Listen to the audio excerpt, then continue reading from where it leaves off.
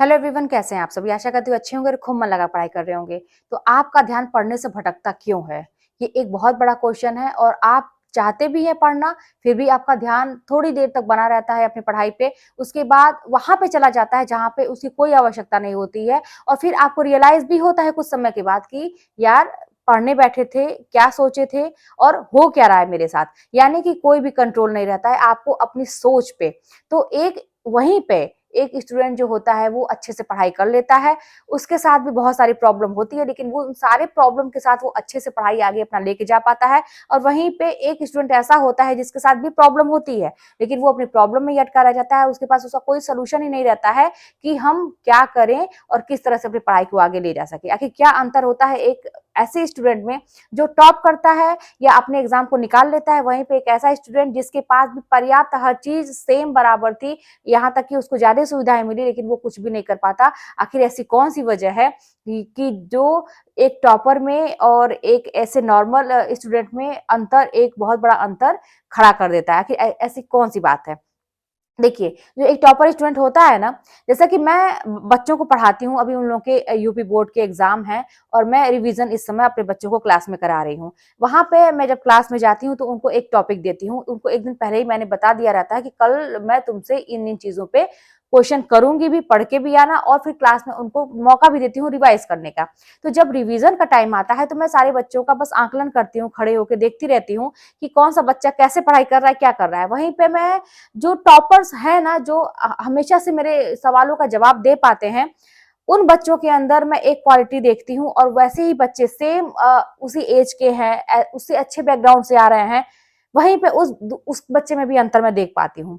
वो क्या होता है ये कि वो बच्चा जो टॉप की लिस्ट में है ना, मेरी नजर में अभी फिलहाल, कि वो बच्चा आगे जा सकता है, बहुत अच्छी पढ़ाई कर रहा है, हर चीज में आगे है। वो जब पढ़ाई करता है तो वो इस तरह से पढ़ता है, इतना ज्यादा ध्यान अपना उस किताब पे लगाता है कि उसको बाकी मेरे बगल में ही कौन क्या कर रहा है उसको पता ही नहीं चलता है।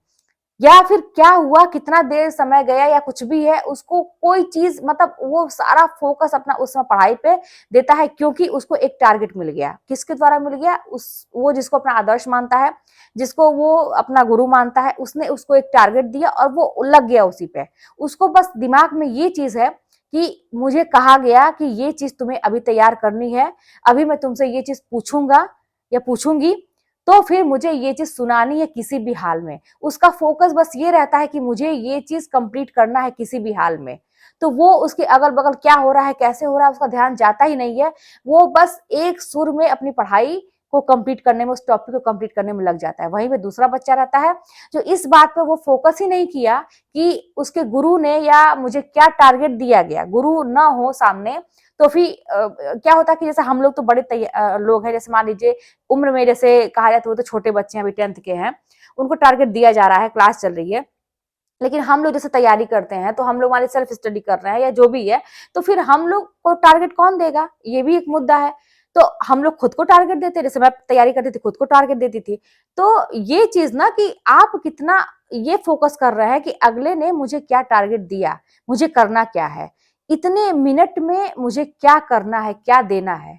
जहां पे ये बात आपके दिमाग में आई, आपका पूरा फोकस आपके किताब पे होगा और आप न ताव देखेंगे न कुछ देखेंगे, बस अपने किताबों पे ही फोकस करेंगे, अपने टॉपिक को कंप्लीट करने में फोकस करेंगे।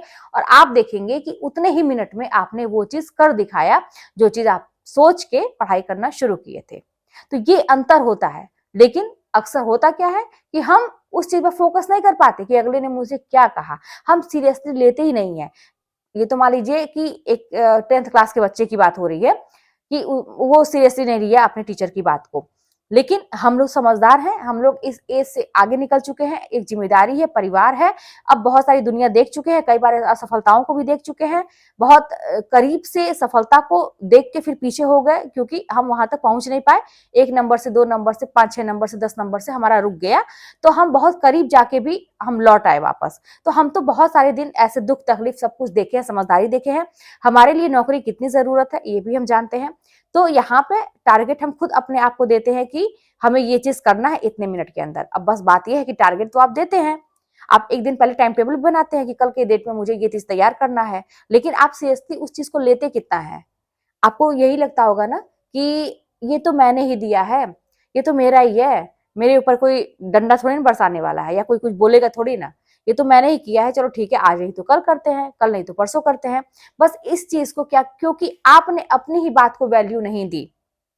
बस वही बात है कि अगर आप टारगेट अपना बनाते हैं, अपने ही बनाते हैं या आपके गुरु आपको देते हैं या कोचिंग के द्वारा दिया जाता है, या आपका जो भी टारगेट आप खुद सेट करते हैं, उसको जब तक सीरियस नहीं लेंगे कि हाँ वो मेरे लिए बहुत जान से भी ज्यादा प्यारा है, वो मेरा टारगेट कुछ भी हो जाए।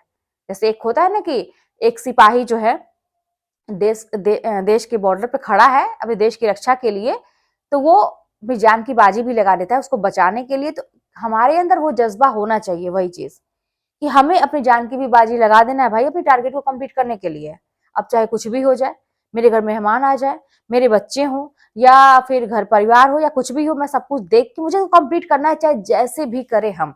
अब हो सकता है कि जब मेरे आराम करने का टाइम हो तो उसमें हम किताब लेके हमको बैठना पड़े, या कोई ऐसा काम हो जिसको मुझे थोड़ा डिले करना पड़े कि बाद में करते हैं, या अपने बच्चे को सुला के फिर उसमें जब बच्चे को सुलाने में ही मेहनत लगती है छोटे बच्चों को, और उसके बाद मेरे आराम करने का टाइम है तो फिर उसमें उठ के हो सकता है बैठ के मुझे पढ़ना पड़े, जो भी हो, जो भी करना पड़े, सबको खाना खिला के सब किचन वगैरह निपटा के सब कुछ करके फिर मुझे पढ़ना पड़े, बहुत सारी चीजें होती हैं। तो ये आपको मैनेज करना है कि क्या चीज हम एक तरफ से बैलेंस करके हमको ये काम करना है। तो देखिए ठंडी का दिन भी आ रहा है, और गर्मी हो, ठंडी हो, बरसात हो, कोई भी मौसम हो, प्रॉब्लम हमेशा आपको मिलेगी। कभी भी सिचुएशन ऐसी नहीं रहेगी कि आपके हिसाब से रहेगी। अब ठंडी में सर्दी लगेगी भाई, ठंडी में ठंडी नहीं लगेगी तो क्या लगेगी, गर्मी में गर्मी नहीं लगेगी तो क्या लगेगी, बरसात के दिन में बरसात नहीं होगा तो क्या होगा। हमेशा हमें कुछ ना कुछ प्रॉब्लम तो मिलेगी ही। अब ये बहाना नहीं कि ठंडी मुझे नींद आती है, ठंडी मुझे ये दिक्कत है, वो दिक्कत है, दुनिया भर की चीजें। भाई कड़ाके की ठंडी में मैं कभी भी रजाई ओढ़ के नहीं बैठती थी, बिस्तर पे ही पढ़ती थी, क्योंकि मैं स्टडी टेबल वगैरह ऐसा नहीं लगाई थी। बिस्तर पे ही बैठती थी, रजाई सामने रहती थी, लेकिन मैं पैर बाहर करके, कहते ना कि पालथी मार के बैठ के मैं पढ़ाई करती थी, क्योंकि मुझे पता था कि जब गर्माहट मिलेगी रजाई में अच्छा लगेगा तो उसके बाद से नींद आना शुरू हो जाएगी। गर्मी के दिनों में ठीक है पंखा चल रहा है, सब कुछ चल रहा है, लेकिन पसीने होते रहते थे या गर्मी होती रहती थी। लेकिन जहां पे मेरा नेट काम करता था, मैं टेस्ट देती थी, घर में काम नहीं करता था, तो वहां पे मैं घंटों बैठ के अपना टेस्ट देती थी, पढ़ाई करती थी, कि पसीना हो या कुछ भी हो, गर्मी लगे चाहे कुछ भी हो, ये सारी चीजें रहेंगी, लेकिन मुझे तो अपना कंप्लीट करना था, उसी टाइम में करना था। तो मैंने तो कभी देखा ही नहीं कि क्या मौसम है, क्या लोग हैं, क्या कैसे है, मुझे तो करना था। अब सब कुछ देख के ही करना है तो करना है, बस यही चीज है। तो ये आप कितना सीरियस लेते हैं पॉइंट को, अपने अपने टारगेट को, अपने टाइम टेबल को, अपनी ही बातों को कितना सीरियस लेते हैं, जब ये सीरियस लेना शुरू करेंगे तभी आप कुछ कर पाएंगे। तो आज से जम के पढ़ाई करना शुरू करिए, अपनी ही कई बातों को, अपने दिए टारगेट को सीरियसली लेना शुरू करिए, तभी आप कुछ कर पाएंगे। नहीं तो वही होगा, आज नहीं तो कल, कल नहीं तो परसों, परसों नहीं तो आगे, बस ऐसे ही टालते चले जाएंगे और समय बीतता चला जाएगा। एक दिन ऐसा होगा कि एग्जाम बस 10 दिन रह गया, एक हफ्ता रह गया, अब क्या करें, कैसे रिवीजन करें, तो आपको रोने से आंसू नहीं निकलेंगे, आपको यही लगेगा कि यार एक हफ्ता और मिल जाता, 10 दिन और मिल जाता, किसी भी तरीके से कुछ और मिलता तो और तैयारी कर लेते। तो ऐसा कभी भी नहीं होता है, समय सबको एक बार ही मिलता है। और ये तो मैं हमेशा से कहती हूँ कि जिंदगी में अगर आपके साथ बहुत बड़ी कोई कैजुअलिटी भी हो गई हो या कोई दिक्कत भी हो गई हो, तो जिंदगी आपको दोबारा मौका जरूर देती है। जैसे मुझे भी दिया था जिंदगी ने दोबारा मौका कि ले भाई जा, जिंदगी अपनी बना। अगर मैं भी उससे चूक जाती तो फिर चूक जाती, लेकिन भाई मैंने उसको ठीक किया अपनी तरह से। तो आपको, आपके सामने भी रास्ता है, उस चीज को पहचानिए और करना शुरू करिए। चलिए मिलते हैं नेक्स्ट वीडियो में, कोई बात होगी तो कमेंट के माध्यम से बताइएगा, चैनल पर नहीं तो सब्सक्राइब कर लीजिएगा, शेयर करिएगा। मिलते हैं नेक्स्ट वीडियो में।